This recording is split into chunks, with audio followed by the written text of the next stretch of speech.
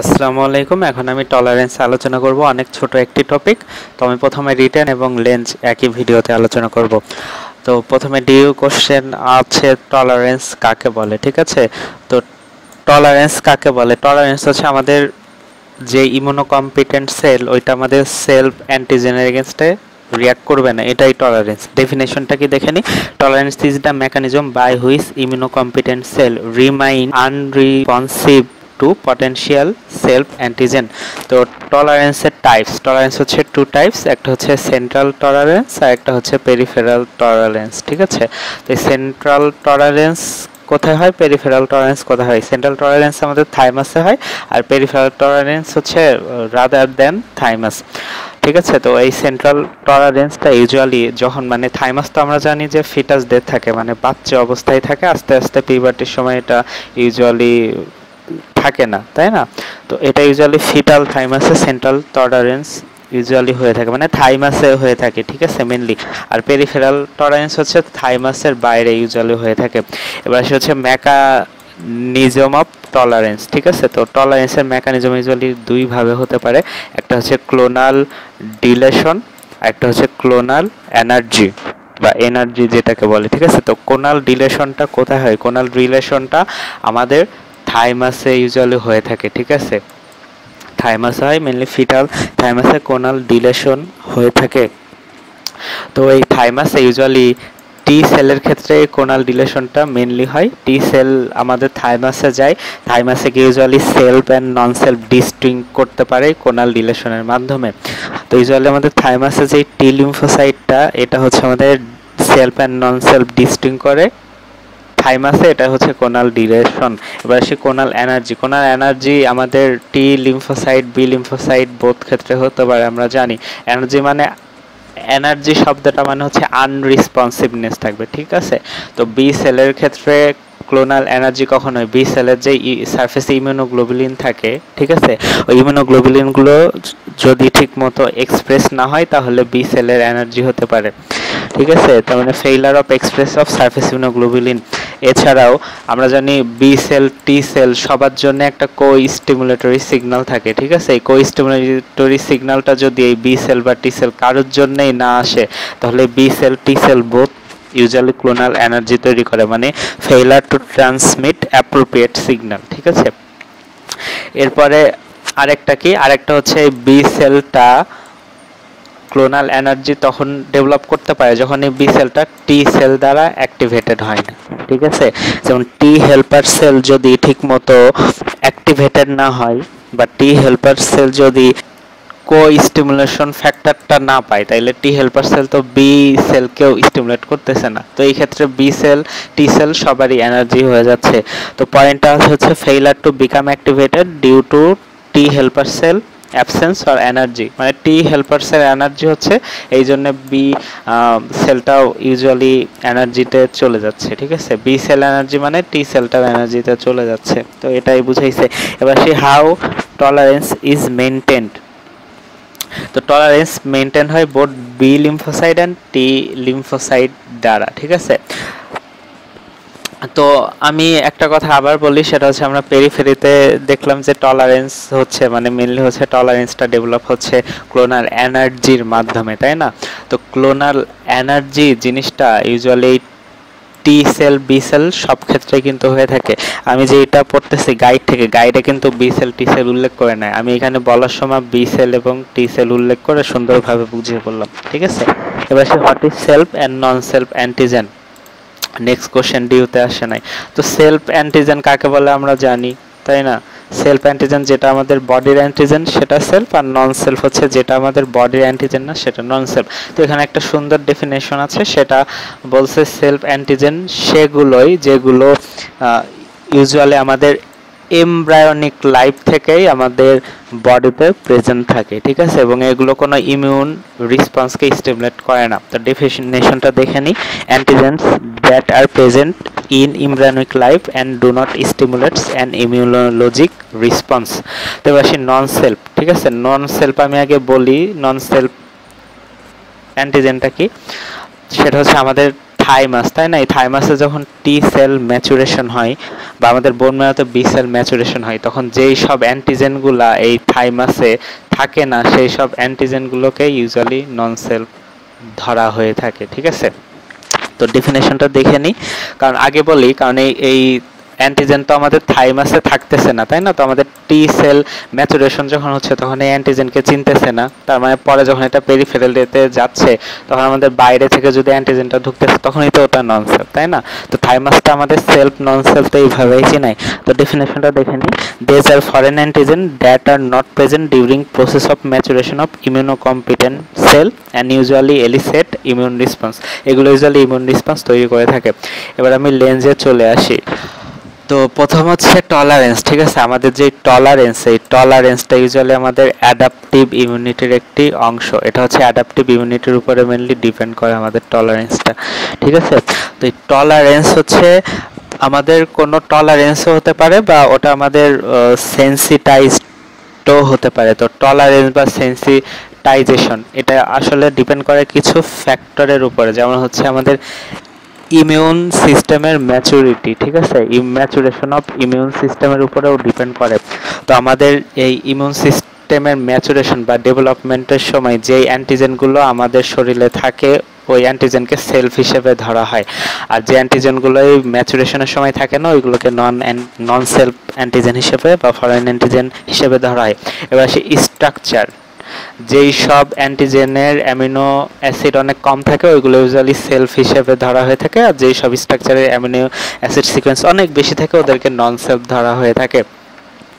তো তারপরে আসে হচ্ছে ক্রস রিয়াকশন। ঠিক আছে, আমাদের টলারেন্স আবার ক্রস রিয়াকশনের উপরে ডিপেন্ড করে। যেমন কিছু অ্যান্টিজেন, বাইরে থেকে অ্যান্টিজেন যেমন স্ট্রেপ্টোকক্কাল পলিস্যাকারাইড, ওই অ্যান্টিজেনগুলো কিন্তু ইউজুয়ালি নন সেলফ। ঠিক আছে, আবার আমাদের শরীরেও কিন্তু অ্যান্টিজেন আছে, হার্ট ভালভের অ্যান্টিজেন আছে, তারপরে আমাদের যেই হার্টের যে সার্কোলেমা ওইগুলোর অ্যান্টিজেন আছে, ওইগুলো কিন্তু সেলফ।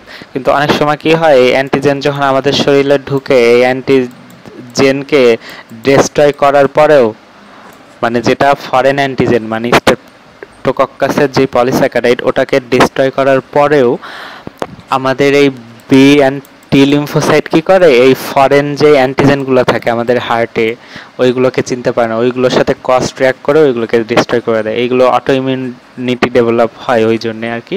তো টলারেন্স এটার উপরেও ডিপেন্ড করে। তাছাড়া টলারেন্সটা আমাদের pro inflammatory signal, anti inflammatory সিগন্যালের উপরেও ডিপেন্ড করে। যেমন হচ্ছে প্রো ইনফ্ল্যামেটরি সিগন্যাল যেটা হচ্ছে প্যাথোজেন অ্যাসোসিয়েটেড মলিকুলার প্যাটার্নস। ঠিক আছে, এর উপরে ডিপেন্ড করে। এইটা যদি আমাদের ঠিক মতো না আসে তাহলে কিন্তু সেটা আর ইউজুয়ালি ওই টি সেলটা আর অ্যাক্টিভেটেড হচ্ছে না, বা আমাদের যেই নর্মাল ইনেট ইমিউনিটি সেল ওইগুলো অ্যাক্টিভেটেড হচ্ছে না, তো ওইগুলো টলারেন্স ডেভেলপ করে। তো এই অ্যাপ্রোপ্রিয়েট যেই প্রো ইনফ্ল্যামেটরি সিগন্যাল, এই প্রো ইনফ্ল্যামেটরি সিগন্যাল যদি না আসে তাহলে ফরেন অ্যান্টিজেনের প্রতিও কিন্তু টলারেন্স ডেভেলপ করতেছে। আর এটা যদি usually membrane associated molecular patterns ছাড়াও আমাদের যে অ্যান্টি ইনফ্ল্যামেটরি ট্রিটমেন্ট বা অ্যান্টি ইনফ্ল্যামেটরি সিগন্যাল ওটাও কিন্তু আমাদের ইউজুয়ালি টলারেন্সের উপর অনেক ক্ষেত্রে ডিপেন্ড করে। কারণ আমরা কিছু ড্রাগ দিচ্ছি, তাই না? কিছু ড্রাগ দিয়ে আমরা ইমিউন সাপ্রেস করে রাখতেছি। তো ইমিউন সাপ্রেস করে রাখার জন্য টলারেন্স কিন্তু আমাদের ডেভেলপ করতেছে। এছাড়াও টলারেন্স আরও একটা বিষয়ের উপর ডিপেন্ড করে, সেটা হচ্ছে ডিউরেশন অফ অ্যান্টিজেন। একটা অ্যান্টিজেন যদি আমাদের শরীরে অনেক দিন ধরে থাকে, অনেক টাইম ধরে থাকে, তাহলে ওইটা টলারেন্স ডেভেলপ এমনিতেই করে যায়। আর অ্যান্টিজেনটা যদি কিছু দিনের জন্য আসে তাহলে ওটার জন্য ইউজুয়ালি টলারেন্স ডেভেলপ করে না। তো এইগুলো আসলে ইন্ট্রোডাক্টরি কথাবার্তা। তো এবার আসে বি সেল টলারেন্স। তো আমাদের বডিতে টলারেন্সের জন্য এই টি সেল টলারেন্সটা হচ্ছে মেন রোলটা প্লে করে। ঠিক আছে, তো টি সেল ইউজুয়ালি আমাদের দুইভাবে টলারেন্স হয় আমরা জানি, সেন্ট্রাল টলারেন্স, পেরিফেরাল টলারেন্স। তো সেন্ট্রাল টলারেন্স হচ্ছে আমাদের থাইমাসে হচ্ছে, তাই না? থাইমাসে আমাদের সেন্ট্রাল টলারেন্স হচ্ছে। এখন কথা হচ্ছে এই থাইমাসে আমাদের কিছু পজিটিভ সিলেকশন, নেগেটিভ সিলেকশন হয়, যেগুলো আমাদের স্ট্রংলি বাইন্ড করে অ্যান্টিজেনের সাথে, ওগুলোকেও কিন্তু ডিলিট করে দেওয়া হয়, যার কারণে সেলফ রিঅ্যাক্টিভ টি সেলগুলো থাকে না। তো কথা হচ্ছে আমাদের থাইমাসে তো আমাদের পুরো বডির সব অ্যান্টিজেন থাকে না, তারপরও কেন এই টি সেলটা আমাদের থাইমাসে আমাদের সেলফ অ্যান্টিজেনকে চিনতেছে, পুরো বডির সেলফ অ্যান্টিজেনকে কিভাবে চিনতেছে? তো আমি একটা কথা বলেছিলাম যে একটা ফ্যাক্টর আছে যেটাকে বলা হয় অটো ইমিউন রেগুলেটর, ঠিক আছে? এই যে AIRE জিন, AIRE জিন usually auto immune regulator produce করে। ওই অটো ইমিউন রেগুলেটরটা কি করে? এই অটো ইমিউন রেগুলেটরটা আমাদের যেই প্যানক্রিয়াস আছে, আমাদের যেই লাংস আছে, আমাদের যেই স্যালাইভারি গ্ল্যান্ড আছে, এই প্যানক্রিয়াস, লাংস, স্যালাইভারি গ্ল্যান্ডের যেই সব অ্যান্টিজেন থাকে ওই সব অ্যান্টিজেনকে আমাদের এই থাইমাসে প্রডিউস করায়। মানে এই AIRE যে জিনটা বা অটো ইমিউন রেগুলেটর জিন বলা হয়, অটো ইমিউন রেগুলেটর জিনটা আমাদের থাইমাসে এই প্যানক্রিয়াটিক, লাংস এবং স্যালাইভারি গ্ল্যান্ডের অ্যান্টিজেনকে প্রডিউস করে, যার কারণে এই টি সেলটা ওই প্যানক্রিয়াস, লাংস এবং স্যালাইভারি গ্ল্যান্ডের অ্যান্টিজেনকে ইউজুয়ালি চিনে ফেলে। তো এই AIRE ইউজুয়ালি আমাদের কিছু প্রমিসকাস সিনথেসিসের মাধ্যমেই সেলফ অ্যান্টিজেনটাকে এইখানে ইউজুয়ালি আমাদের শো করে, ঠিক আছে? এটাকে প্রমিসকাস বলা হয়ে থাকে। তো এই AIRE যে এই জিনটা, AIRE জিনের যদি কোনো মিউটেশন হয়ে যায় তাহলে অটো ইমিউন ডিজিজ দেখা যায়, কারণ আমাদের যে প্যানক্রিয়াস, লাংস বা স্যালাইভারি গ্ল্যান্ডের অ্যান্টিজেনকে তো তখন আর আমাদের থাইমাসে এটা দেখাচ্ছে না, শো করাচ্ছে না। তো এই কারণে আমাদের টি সেল এই প্যানক্রিয়াস, লাং বা স্যালাইভারি গ্ল্যান্ডে এসে অটো ইমিউন ডিজিজ শুরু করে দেয়। তো এই ডিজিজটাকে বলা হয় অটো ইমিউন পলিএন্ডোক্রাইনোপ্যাথি, কারণ আমাদের প্যানক্রিয়াসও এন্ডোক্রাইন গ্ল্যান্ড, আমাদের লাংসেও কিছু সিক্রেট হচ্ছে, স্যালাইভারি, তো এটাকে বলা হয় ইউজুয়ালি অটো ইমিউন পলিএন্ডোক্রাইনোপ্যাথি। এখানে মাল্টিপল অর্গান কিন্তু ইনভলভ হয়, মাল্টিপল অর্গানকে ইউজুয়ালি এফেক্ট করে। তো এই থাইমাসে ইউজুয়ালি আমাদের যত অ্যান্টিজেন থাকে সবই হচ্ছে ট্রুলি সেলফ অ্যান্টিজেন, ঠিক আছে? Truly self antigen. তো কেন ট্রুলি সেলফ অ্যান্টিজেন থাকে? একটা মেকানিজম আছে, মাইসের ক্ষেত্রে এটা এক্সপেরিমেন্ট করা হয়েছে। তো একটা মাইসের যেই থাইমাস, ওইখানে যদি বাইরে থেকে আরেকটা মাইসের সেলটা এই থাইমাসে দেওয়া হয় তাহলে ওই যেই ফরেন অ্যান্টিজেন আমি মাউসে দিলাম ওই অ্যান্টিজেনের এগেনস্ট এই টি সেলটা ভেরি স্ট্রংলি রিয়াক্ট করে। তো ভেরি স্ট্রংলি রিয়াক্ট করার জন্য ওই টি সেলকে ইউজুয়ালি ডিস্ট্রয় করে দেওয়া হয়। এই জন্য ওই টি সেলটা ইউজুয়ালি ডিস্ট্রয় তো হচ্ছে, সাথে যেটা ইউজুয়ালি আমাদের ফরেন অ্যান্টিজেনকে আনলাম ওর সাথে যে স্ট্রংলি বাইন্ড করতেছে ওই অ্যান্টিজেনকেও ডিস্ট্রয় করে দেওয়া হচ্ছে, বা ওই অ্যান্টিজেনটা থাকলেও ওই অ্যান্টিজেনের এগেনস্টে টি সেলটা আর কাজ করতেছে না। তো এই জন্য থাইমাসের যত অ্যান্টিজেন থাকে সব ইউজুয়ালি সেলফ অ্যান্টিজেন। তো এইভাবে ইউজুয়ালি স্ট্রংলি রিঅ্যাক্টিভ সেলকে ইউজুয়ালি অ্যাপোপ্টোসিস করে ডিস্ট্রয় করে দেওয়া হয়। এবার সে পেরিফেরাল টলারেন্স, এখন কিছু টি সেল ইউজুয়ালি আমাদের পেরিফেরালে গিয়ে টলারেন্স ডেভেলপ করে। কেন? কারণ আমাদের থাইমাসে কিন্তু সব অ্যান্টিজেন, আমাদের পুরো বডির অ্যান্টিজেনগুলো এক্সপ্রেসড হচ্ছে না, এই জন্য টি সেল আমাদের যত সেলফ অ্যান্টিজেন সব কিন্তু থাইমাসে দেখতেছে না। তো কি হয়, কিছু অ্যান্টিজেন আমাদের থাইমাসে আসতেছে না, পেরিফেরিতে থাকতেছে, আবার কিছু টি সেলও কিন্তু আমাদের নেগেটিভ সিলেকশনের মাধ্যমে ইলিমিনেট হচ্ছে না, সেলফ রিঅ্যাক্টিভ টি সেল।